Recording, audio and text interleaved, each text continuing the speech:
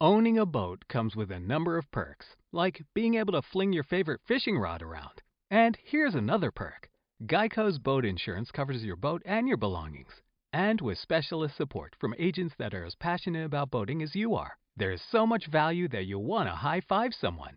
But not while you're holding your fishing rod. That's a prized possession. So hold on tight with both hands and keep it covered through boat insurance.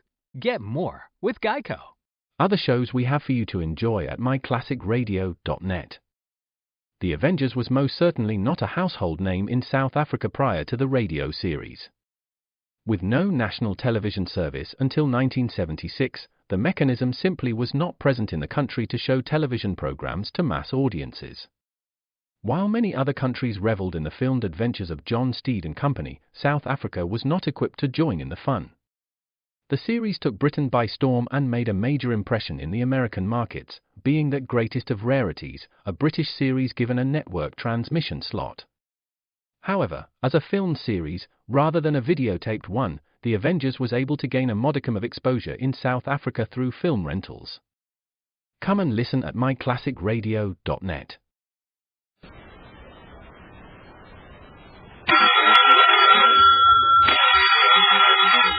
Calling all detectives. A gang of bandits hold up a bank and fire a warning burst from a machine gun loaded with blank cartridges. That is the situation on this page from my casebook. The casebook of Jerry Browning, private detective. Believe me, Jerry Browning, private detective. Big-time crooks rehearse their stunt as carefully as actors. The gang leader who was carrying the submachine gun fired a burst into the bank ceiling. This is a stick-up, see? Okay, boys, scoop up the dough. Standing well out of camera range, the bank president and I watched the scene being filmed.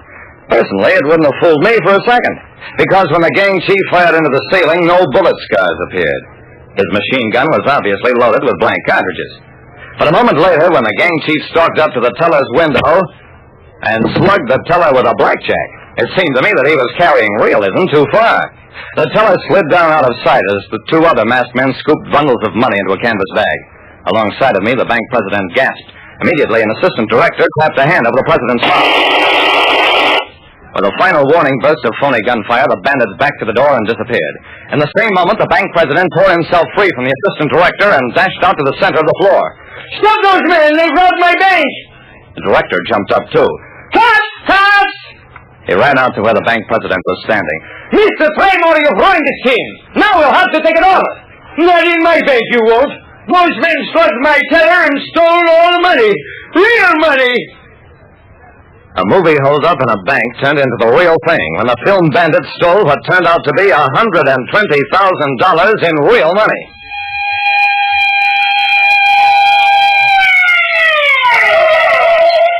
Up to that point, I'd been a spectator. Now the bank president remembered me. Browning, you work for the Bankers Association. Why did you let it happen? It was no time to point out that Mr. Claymore had himself made all the arrangements. Instead, I went on outside and joined Captain Jorgan of the burglary squad. Jorgan and his men were fussing around the trailer that had served as a dressing room for the actors. Inside it were three men, stripped down to undershirts and shorts, tied up and gagged. After we released them, they came in here, jumped us, took our clothes away. What happened? Well, it was obvious enough what had happened. A smart gang found out about the movie holdup, took it over, and made it real. Also, they made a clean getaway. The afternoon papers gave the story a big play, bearing down heavily on its comic elements. It was all very funny, except for the teller in the hospital with a fractured skull, and the bank out $120,000.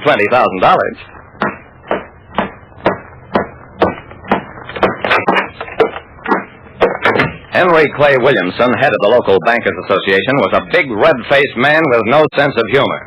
Browning, we hire you to protect banks, not to stand by while they're being robbed. I don't care what the circumstances may be. I opened my mouth and closed it again. Don't tell me anything about Claymore giving that movie company permission to shoot. Claymore's a fatuous, addle-headed fool. Go on out, recover the money, arrest all persons responsible, and don't put in an expense account. I grinned weakly. Yes, sir, Mr. Williamson.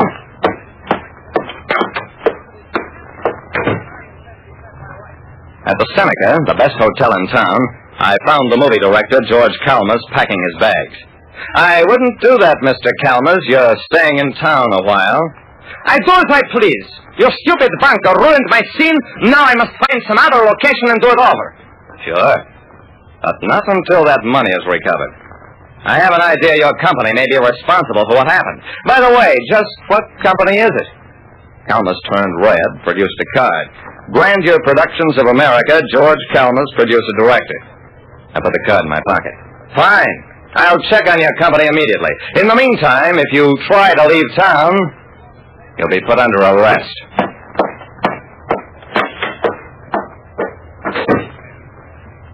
I made a call to Hollywood. Learned that Grandeur Productions was good for up to $10 million, and that George Calmus was their fair-haired boy. Or had been up until that morning. Now, I gathered, he was on his own.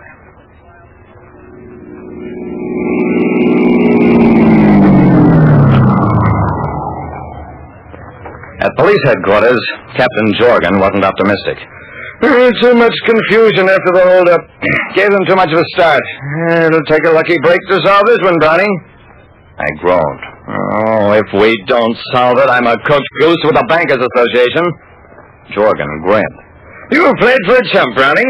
Letting a real hold-up be staged right under your nose.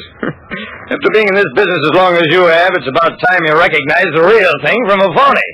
But Jorgen, that gang leader used a machine gun with blank cartridges. I stared at the amused cop. You're right, Jorgen. I should be able to tell the real thing from a phony.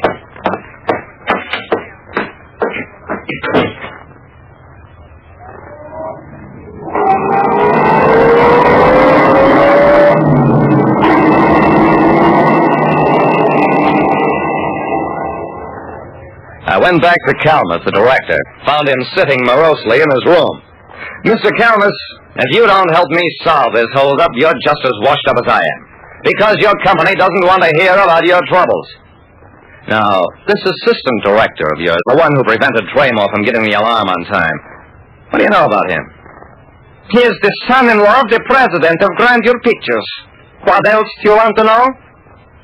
Nothing. Just forget I ever mentioned it. I was almost licked, but not quite. In a suite at a smaller hotel, I found the three actors who were supposed to play the bank robbers. I walked in on them, announced, "You're under arrest, charged with aiding in a bank robbery. Get your coats, we're going to police headquarters." Two of them got up meekly enough. The third mumbled something about getting his coat from the bedroom and tried to get out through the fire escape.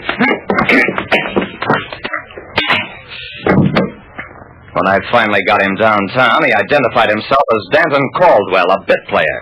For 2 hours, he claimed he knew nothing about the bank robbery.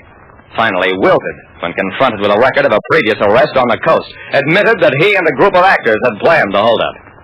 Before morning, police surrounded the hideout where the three amateur bank robbers were waiting for Caldwell to join them.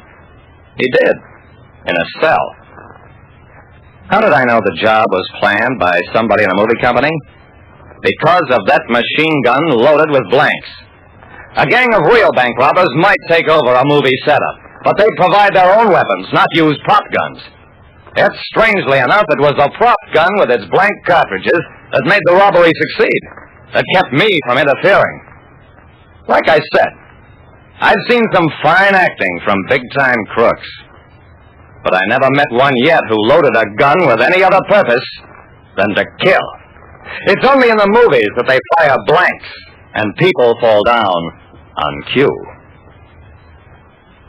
Listen next time to Calling All Detectives, mystery drama, mystery quiz, and a chance for you to match wits with yours truly, Jerry Browning, Private Detective. Other shows we have for you to enjoy at myclassicradio.net. The Black Museum was a 1951 radio crime drama program independently produced by Harry Alan Towers and based on real-life cases from the files of Scotland Yard's Black Museum. Ira Marion was the scriptwriter, and music for the series was composed and conducted by Sidney Torch. Although often mistakenly cited as being produced for the BBC, the series was produced and syndicated commercially by Towers throughout the English-speaking world. Come and listen at myclassicradio.net.